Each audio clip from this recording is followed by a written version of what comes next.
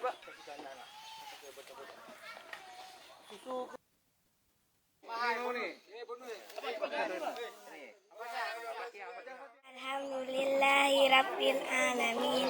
Arrahmanirrahim. Maliki yaumiddin.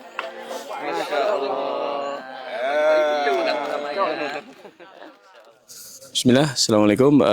Ini salah satu dusun dari Desa Mayangcut, Kecamatan Merdu, Kabupaten Pidijaya, yang kita lihat suasananya. Ini sudah tertanam dengan lumpur, kurang lebih tertanamnya sekitar 2 meter, lebih kurang. Kemudian ini dasarnya jalan untuk melintas ke jalan Medan Banda Aceh. Kemudian ini sudah tertimbun dari malam pertama dan malam kedua banjir. Kemudian ini Menasah Krung Baruh namanya.